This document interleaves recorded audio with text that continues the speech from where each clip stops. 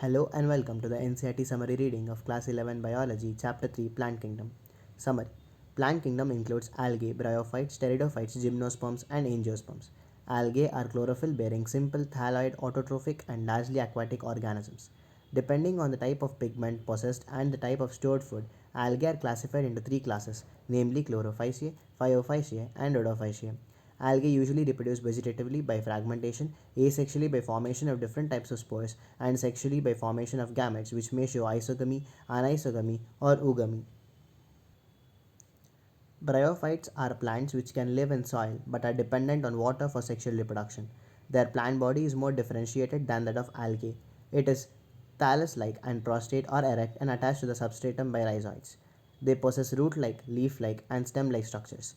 The bryophytes are divided into liverworts and mosses. The plant body of liverworts is thalloid and dorsiventral, whereas mosses have upright, slender axis-bearing, spirally arranged leaves. The main plant body of a bryophyte is gamete-producing and is called a gametophyte. It bears a male sex organ called antheridia and female sex organ called archegonia. The male and female gametes produced fuse to form zygote, which produces a multicellular body called a sporophyte. It produces haploid spores. The spores germinate to form gametophytes. In pteridophytes, the main plant body is a sporophyte which is differentiated into true root, stem, and leaves. These organs possess well differentiated vascular tissues. The sporophytes bear sporangia, which produce spores. The spores germinate to form gametophytes, which require cool, damp places to grow.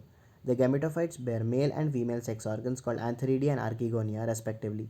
Water is required for transfer of male gametes to archegonium, where zygote is formed after fertilization. The zygote produces a sporophyte. The gymnosperms are the plants in which ovules are not enclosed by any ovary wall. After fertilization, the seeds remain exposed and therefore these plants are called naked seeded plants. The gymnosperms produce microspores and megaspores, which are produced in microsporangia and megasporangia borne on the sporophylls. The sporophylls, microsporophylls, and megasporophylls are arranged spirally on axis to form male and female cones respectively. The pollen grain germinates and pollen tube releases the male gamete into the ovule where it fuses with the egg cell in archegonia. Following fertilization, zygote develops into embryo and ovules into seeds. In angiosperms, the male sex organs, stamen, and female sex organs, pistil, are born in a flower.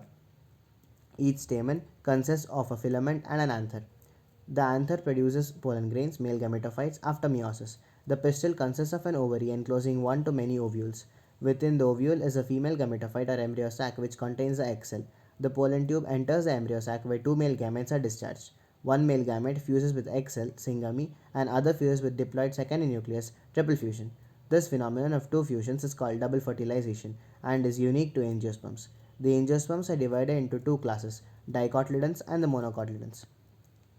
During the life cycle of any sexually reproducing plant, there is alternation of generations between gamete-producing haploid gametophyte and spore-producing diploid sporophyte. However, different plant groups as well as individuals may show different patterns of life cycles, haplontic, diplontic, or intermediate.